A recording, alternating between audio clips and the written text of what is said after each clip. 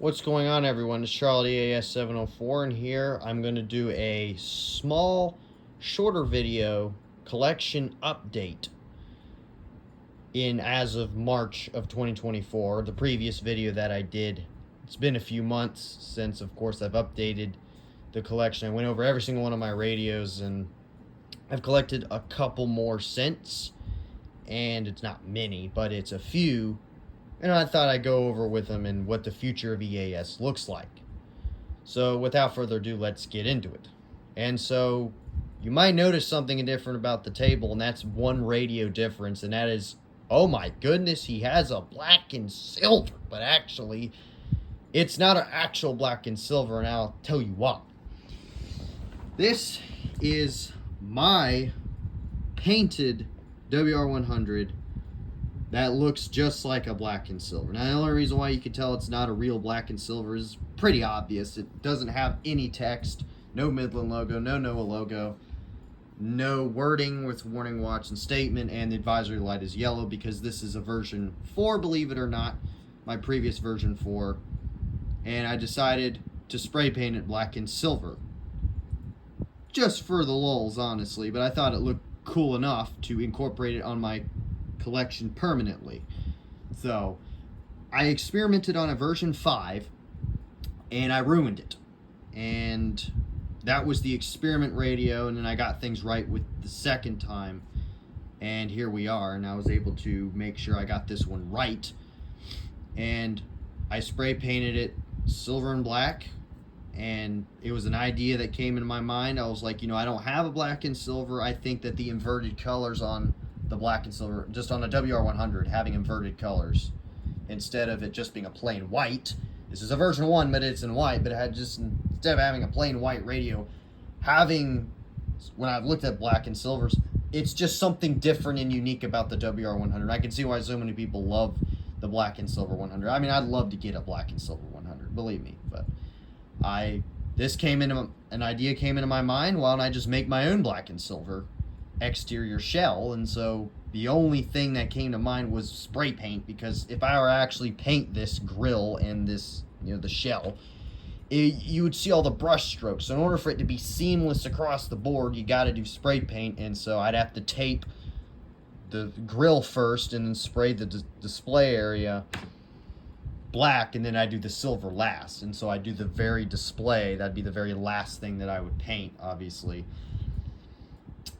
to make sure I got it right. And I had to make sure that the lines were pretty darn straight with the tape, otherwise you were going to get bleed through of each color and it wasn't going to look nearly as good. So I had to make sure I was absolutely precise with the paint job. So I did the back, the sides are silver, the back is black as well, and it came out very well in my opinion. I thought it came out way better than I expected it to the second time around, so that's huge, and it looks pretty darn realistic. Of course, you can notice a couple of the flaws. Of course, you notice some areas I had to paint over because of some bleed through from the silver paint. But besides that, you have to get really close to kind of see the discrepancies. And of course, I had to put tape over the 3 lights as well. But a few people were probably wondering, well, it's a waste of a radio. Now, I did waste one weather radio. I did replace it. I'll get to that in a minute. But I did waste one weather radio in the name of science, but really not in the name of science. In the name of curiosity, in order to make this possible, I had to sacrifice, unfortunately, one of my weather radios to do it, but I replaced it, obviously. Now, some people say, well, this is a waste, and it's really not a waste, because if it was a waste, the thing wouldn't work, and it works perfectly fine. So it activated for the weekly, it works perfectly fine, so it's not a waste. I don't think it's a waste, and sounds great. Once again at 11 p.m. at the Rock Hill Airport. No issues with the speaker, and it looks freaking real. I mean, if you look at that from afar, a lot of people, from first glance, going to think that that's a real black and silver, but no, it is something that I made. I remember Landon made a 301. He made a WR301 shell, and a lot of people were fooled by it, including myself. I was like, dang, that looks hecka realistic, and, from afar, that looks like a real black and silver, but it is not. So that's a disclaimer. But it's a cool experiment that I did, and it's going to stay permanently in the collection for as long as I can have it. So enjoy my Imposter black and silver WR100 that is on my table. So now we're going to move on to weather radios I actually have added to the collection since. And we got the G-Storm over here, and the G-Storm really has a unique siren. I really like the siren on the thing. It's a 1050 hertz activator radio. It's kind of like incorporating an ER50 or an ER40 and then making it having a Sangean siren and making it look a little bit like a Sangean and having like a Sangean, not siren, speaker, and making it as small as or similar but kind of not to an ER40. And that's kind of what you have with the G-Storm. And I got this radio a few months back. I think it was in November I got this thing. And it's 1050. It activates pretty well. I like the siren. It wasn't too expensive. It was like $35. Not too bad, but I really like the thing. It does the job pretty well. So, and there's really nowhere to put it. So why not just put it on my ER10 and it fits pretty well. I also put my silver 259 on the other EAR10 for room purposes. I needed more room, so this is 28 radios on this table. And besides the G-Storm, I'm going to move over here. And so I haven't really added anything new over here. I moved my version 2 WR100. This is my second version 2. I moved it over here to make room for the Imposter black and silver, obviously. And nothing really has changed very much, except I put my ER40 and 50 down there, and that's about it. Put my version 8 down here. I did make, no, that's my version 5. Never mind, this is my V8. I moved my V8 over here, and then I put my V5 300 down here, and moved the Recon from the top over here on the shelf. I did this 2 months ago about. The 996 has stayed in the same location, and this is a new radio that I have. This is a second 0312-261. And you're probably wondering, hey, you got a second one. Well, this one was on eBay. I saw the listing, and it was only for about $30. And I'm like, that's a deal. You know, for an 03261, that's a deal. The other 03 isn't in the greatest of conditions, but it does work. And so this one is practically like new. I mean, not even a scratch that I've seen on this thing, and it works great. The new weather radio. It's the 03261 is rare. I think they bumped the rarity up to 3 stars. That's what I've seen, is that the rarity's gone up on the 03s from 2 to 3. So now it's a 3-star radio, so it's pretty cool. But that's the second radio on the list. I also moved my version 3 100 up there, just above the 521, although the 521's display is going to crap. I just moved it above the 521. It's a pretty good location for it. I'd say it's a pretty good location. It's visible pretty much from all angles of the collection, pretty much. And on here, only cosmetic change is the Capella, not the Capella, gosh darn it, the Max Digital. I moved it over. Golly, it's so easy to get the Capella and the Max Digital mixed up, but moved the Max Digital over. I put Guru's modded AlertWorks up here. I did that a few months ago, same time I did the rest of them. And I put that one up there. So it's a permanent KHC27 radio. The pressure was... So it's staying KHC27 for good. And then over here, if I can get by, we put Mr. 259. And yes, this is the silver 6-hour event, improperly activating 259. It has a lot of flaws, but I keep it in my collection because it's kind of a meme at this point almost. But silver 259 comes over here. Mr. 259 is really the name of it.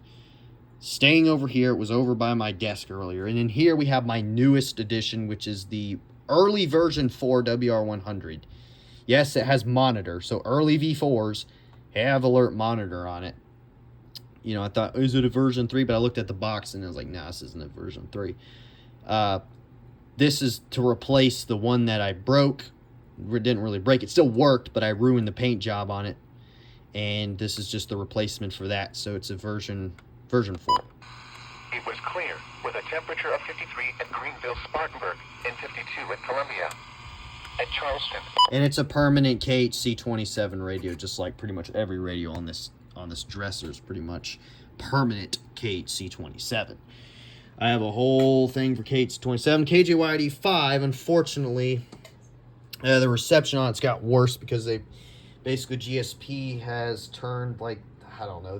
They toned it down, so now you can't hear it as much. I don't know why. They need to put the power input back up for KJY85 in order for me to listen to the station reliably, because it's very static. Used to not be as static, but they went wireless, which is pretty darn sick after the good old hum that they had for years and years and years. And so now it's officially changed, which is nice. But besides cosmetically, not a lot has changed. This hasn't really changed much. Now, I will say in the summer of this year, this is going to look probably completely different. New flooring, new furniture, but I'm going to keep this. So no matter what happens with the collection when it comes to this dresser or this bookcase and this dresser, if this gets completely changed with new furniture, this table is staying the same regardless. It looks the best. I've set it up the best. I really don't think if I change this at all that it would look any better than it is. I'm so used to this. It's not even funny. Plus, I put LED lights around the whole thing, so it wouldn't look good if I removed this table from the collection. It just wouldn't give off the same vibes. So if this changes completely, I'm keeping this 100%. So now we're going to move over here.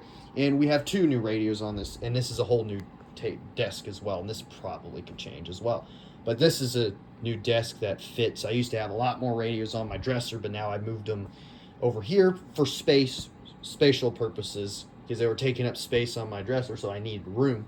But that's besides the point. We have the 12-240, which is a vintage Radio Shack.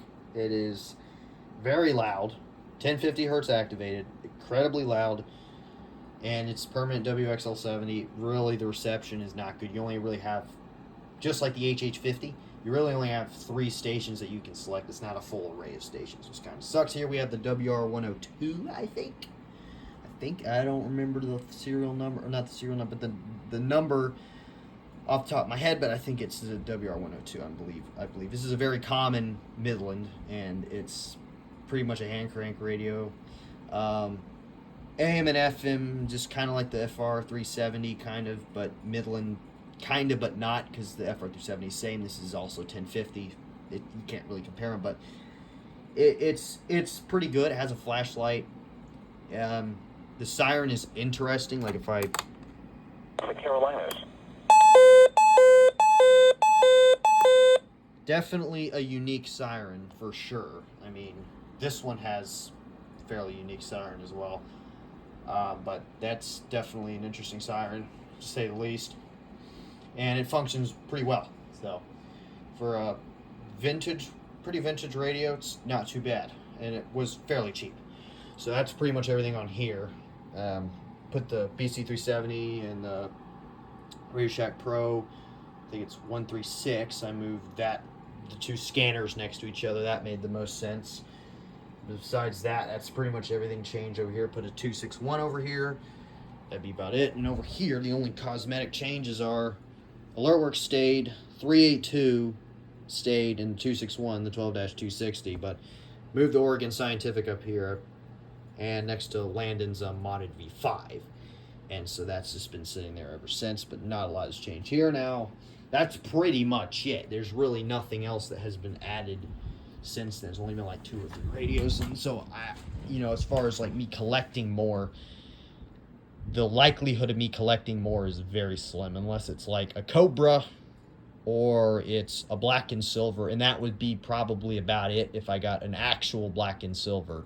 But even if I never get an actual black and silver, I did make one myself that's just for fun, and it looks pretty good. I mean, it looks pretty darn good on the table, I'm not gonna lie. Now, this Wednesday is going to be a big date, because it is the North and South Carolina Tornado Drill, which comes the first week of March. North Carolina Severe Weather Preparedness Week. That is coming up. And it'll be this Wednesday, it'll be this Wednesday, 9 a.m. and 9:30. South Carolina is going to do their weekly test tone. North Carolina is going to do the RMT. South Carolina used to do tour codes back in 2021. I think before that, they used to do the tour code. But Now they do the weekly test code because of fear. I like the way Wisconsin does their tornado drill because they do a watch and then do a warning. I think that'd be so cool. You get the watch tone and then you get the warning tone. Man, that sound freaking amazing for a tornado drill. But regardless, it happened last year and I caught both of them. It sounded amazing, so I'm hoping that this one's going to be the best one. Hoping for a perfect activation, but Mr. 259 might have something to say about that. I don't think I'm getting a perfect activation here. But regardless, there'll be fast header tones, and it's an annual drill, just like the earthquake drill in South Carolina is an annual drill. And I'm pretty excited for it. On the journey to 1,000 alerts, which I think when I hit 1,000, I'll be the third enthusiast in Charlotte, North Carolina to do it, I believe.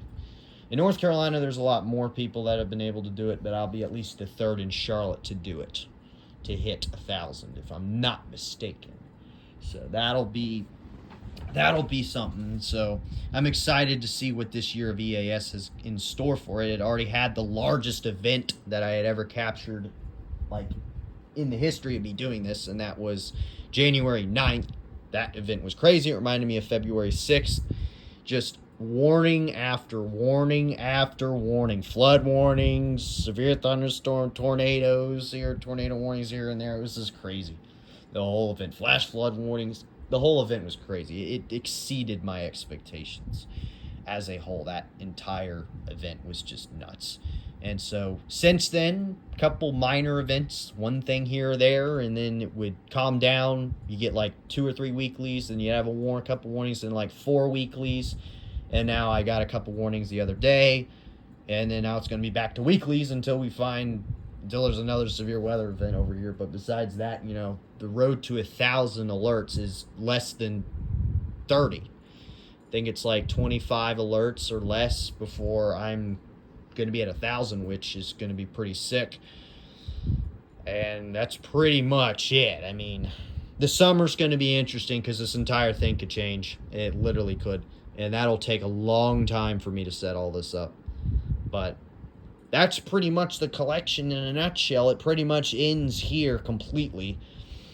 Unless there's something incredibly rare that I just cannot resist. Besides that, I mean, adding more and more additions are going to become few and far between. But besides that, that's pretty much it for this video. Well, thank y'all for watching. And I will capture the next alert, which will be the tornado drill coming up on Wednesday, which will be awesome. And thanks for subscribing and commenting. I appreciate the support that I have gotten on this channel since I've started this hobby. It has been a fun hobby, to say the least, and I enjoy every bit of it. So thank you. And I will see y'all for the not weekly, but the tornado drill and whatever alerts come in between now and then. Probably none, but who knows. And here's to 2024 and severe weather season.